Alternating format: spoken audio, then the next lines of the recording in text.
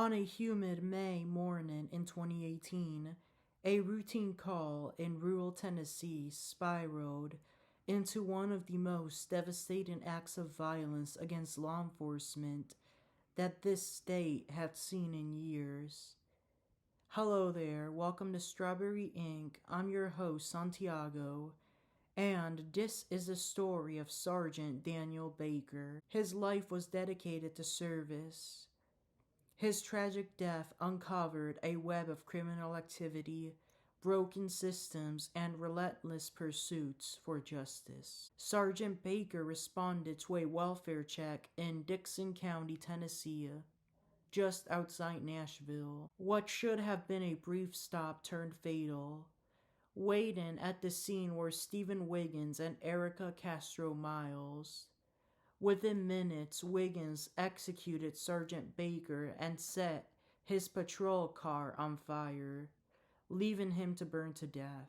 Castro Miles did not stop him. She did not call for help. She ran away and fled. Then Steven Wiggins fled the scene as well, sparking a multi-agency manhunt. A day later, he was spotted by Tennessee State Trooper Kevin Birch and arrested on Stinson Branch Road in Hickman County. Erica was found hiding at the Quality Inn Motel in Kingston Springs. Both were taken to the headquarters of the Dixon County Sheriff's Office and afterwards booked into their jail. But this was just the beginning. They quickly made their first court appearance before Judge Craig Monsu. They both as well faced off with District Attorney Ray Crouch serving as prosecutor. This DA announced he would bring the case before a grand jury in order to charge both with severe offenses.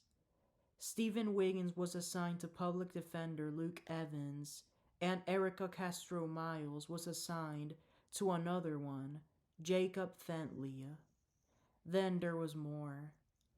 Steven was already in trouble with the law, as he had 3 unrelated felonies over alleged offenses that occurred in Kingston Springs. They were aggravated assault, theft, and criminal impersonation. But D.A. Crouch later chose not to pursue those and withdrew them, in order for the focus to be on the murder case instead. Meanwhile, the FBI launched its own investigation and managed to tie Steven Wiggins to a federal criminal probe.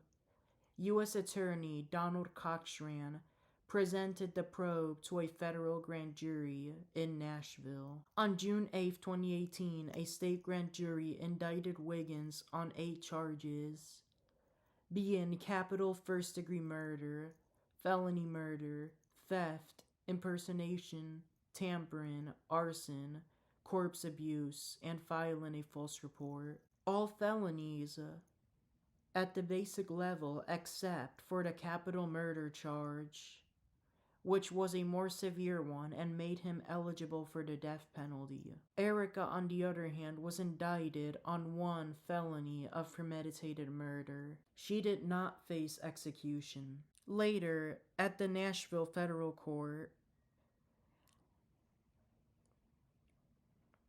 another grand jury indicted Steven Wiggins on more crimes, but these crimes were obviously federal crimes.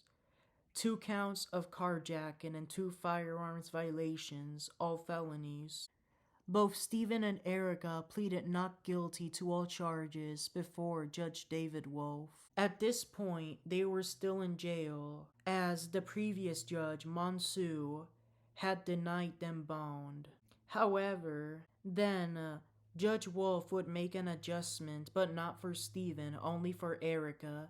Erica's bond was $500,000 cash only, so she would remain in jail anyways to await trial. D.A. Crouch confirmed that he would seek the death penalty against Steven Wiggins. Wiggins, for safety reasons, was transferred to another jail, the Davidson County Jail. On the other hand, Erica did remain in the Dixon County Jail, so they were in separate facilities. In federal court, Before Magistrate Alistair Newburn, Steven pleaded not guilty to the charges. His public defender, Luke Evans, would continue representing him for the legal battles to come. In August 2022, Wiggins' trial began. 12 jurors and 4 alternates. It was a televised trial. Then, a verdict was successfully reached. He was found guilty on all charges. The trial then continued for one last phase, the sentencing phase, one in which ended in this jury recommending the death penalty. Judge Wolf immediately agreed and imposed that sentence. But it was not the end. A month later, the judge handed down additional sentences for the other offenses. 30 years for felony murder, and 6 years for corpse abuse. The rest was vacated. Therefore, his total sentence in the state case was death plus 36 years in prison. Steven Wiggins, while appealing his case, remained on death row at the Riverbend Maximum Security Institution in Nashville. He appealed to the higher courts because throughout the next few months, Judge Wolf had refused to toss the conviction, toss the death sentence, nor redo any phase of the trial. Then it was time for Erica to go to trial. That occurred in May 2022. A jury of 12 members and 4 alternates was seated. But a few days into this trial, once testimony was being done, on that Cinco de Mayo, she requested that she withdraw her plea. Then, a day after that, this matter was discussed, a matter that started being talked about on Star Wars Day, May the 4th. After those days, she changed her plea in mid-trial. She pleaded no contest to second-degree murder. This was for a plea deal. Judge Wolf immediately sentenced her to 15 years in state prison. She waived her right to appeal. Erica was initially held at the Women's Reception Center of Nashville. She was then transferred to the West Tennessee Penitentiary in Hennon, where she remains. Their legal battles did not stop with sentencing. Steven Wiggins had yet another case to face. However, this case was resolved with another plea deal. He pleaded guilty to the federal charges on March 25, 2022. This was a bargain negotiated and agreed upon both parties. The following month, on April 26, he was sentenced for this case. Judge Waverly Crenshaw Jr.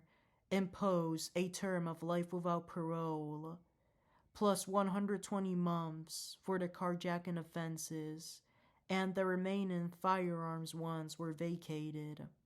Therefore, he got a total federal prison sentence of natural life plus 10 years. Then came the last step. They appealed their cases. Erica appealed to withdraw her plea.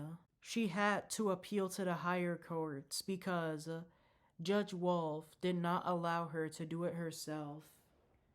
And due to guidelines of this plea deal, she cannot appeal to have a shorter sentence. She could only request to withdraw that plea. In August 2023, however, the Tennessee Court of Criminal Appeals refused to let her withdraw that plea. Then in December 2023, the U.S. Supreme Court refused to hear her case. As of now, no appellate institution has joined in to help her, and Governor Bill Lee refused to order the courts to let her withdraw the no contest plea. Now, as to Steven Wiggins, he appealed both his state and federal case. Let me discuss the federal case first. Since Judge Crenshaw refused to let him withdraw that guilty plea and refused to resentence him, it was up to the higher courts to decide his fate at the federal level. In August 2023, the U.S. Supreme Court refused to hear the case. This came after a ruling made by the Federal Appeals Court in Cincinnati, Ohio, refusing to let him withdraw that guilty plea that he had already entered. In October 2023, No appellate institution had agreed to help him out with this federal appeal, and by the end of that year, President Joe Biden refused to order a withdrawal for him. That Cincinnati appeals court had also refused to order a resentencing for Steven Wiggins. And by now, no appellate institution wants to help Steven Wiggins get a reduced sentence for the federal case either. President Donald Trump, who is big into law enforcement, is obviously not going to pardon him nor commute him. Now, let's discuss Steven Wiggins' state appeals. In February 2023, the Tennessee Court of Criminal Appeals refused to grant Steven Wiggins a new trial for the guilt phase. In May 2023, the U.S. Supreme Court refused to hear that part of the case. This is a lot I'm going to be discussing, by the way, for the next few minutes. Bear with me. The Innocence Project in July 2023 refused to take on the case, as of now at least, and Governor Leah refused to pardon him. That was by September 2023. And in October 2024, the Tennessee Court of Criminal Appeals made one last decision. They refused to grant him a penalty phase trial to try to save him from death row. Then once again, in January of the following year, the U.S. Supreme Court refused to save him. And as of now, no appellate institution nor Governor Leah have taken the steps to take him out of the execution chamber or his death row cell block, so he still faces being put to death one day. However, that execution date at the Riverbend has not been set yet. On the other hand, Erica will be in prison for a while. She remains locked up in Hennon, Tennessee. This has been Strawberry Inc. Stay safe, stay aware, and remember, justice does not end at sentencing. It ends when we never forget. Shall Sergeant Baker rest in peace. Happy early Veterans Day to you all. Thank you. Goodbye.